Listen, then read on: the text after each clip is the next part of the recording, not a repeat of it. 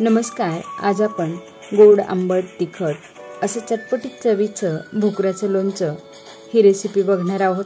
यापूर्वी देखील आपण भोकराच्या लोणच्याची रेसिपी बघितलेली आहे, तर ती आपण बघू शकता.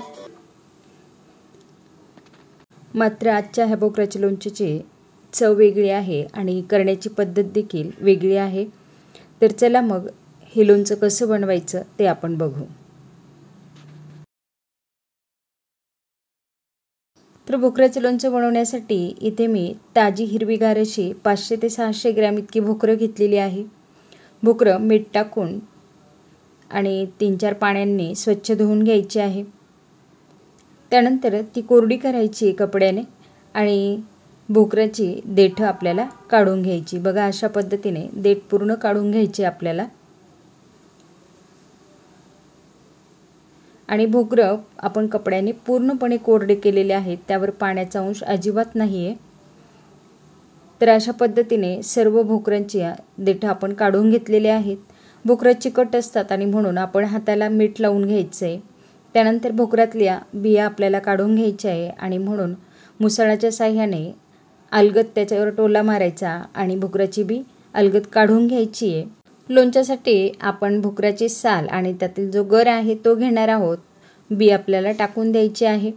तर अशा पद्धतीने आपण सर्व बिया काढून घेऊ. त्यानंतर एक मीडियम साईजची कैरी आपण साल काढून घेतली आहे आणि ती किसणीने किसून घ्यायची आहे. तर किसणीने आपण कैरी किसून घेतलेली आहे. आता मसाल्यांमध्ये एक छोटी वाटी मोहरी मी इथे भाजून घेतलेली आहे. 2-3 चमचे बडीशोप, 2-3 चमचे मेथीदाणे अगदी खमंग भाजून घेतलेत छान. त्यानंतर कोरड्या मसाल्यांमध्ये मी इथे 4 ते 5 मोठे चमचे मीठ घेतले, 2 चमचे धणा पावडर, 3 ते 4 चमचे लाल तिखट, 1-1.5 चमचा हळद आणि 1-1.5 चमचा सुकलेल्या लाल मिरच्यांची भरड घेतलेली आहे. मात्र ही भरड खूप बारीक न करता थोडीशी जाडसर ठेवायची. बघा, अशी जाडसर आपल्याला भरड तयार करून घ्यायची आहे. त्यानंतर 1 चमचा मी इथे हिंग घेतलेला आहे. आता आपण मोहरी, बडीशोप आणि मेथी याची आपण मिक्सरला छान बारीक पावडर तयार करून घेऊ. तर आपण ही पावडर तयार करून घेतलेली आहे मिक्सरला.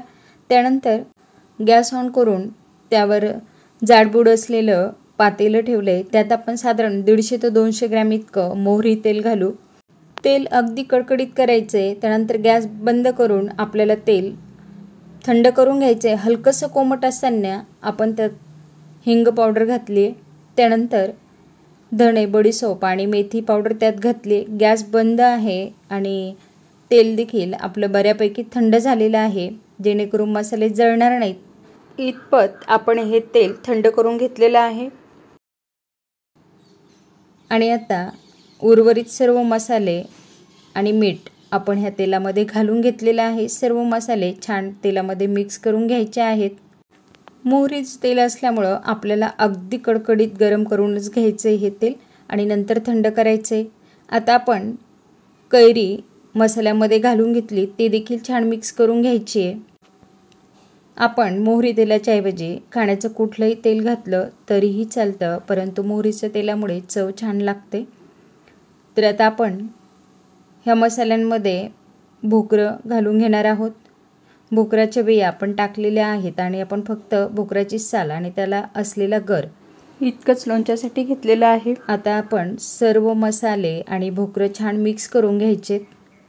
आता बघा, ह्या भोकरांची साईज अगदी छोटी आहे म्हणून आपण ती मसाल्यामध्ये मिक्स केली, परंतु जर मोठी साईज असेल तर आपण हा मसाला भोकरांमध्ये भरायचा असतो.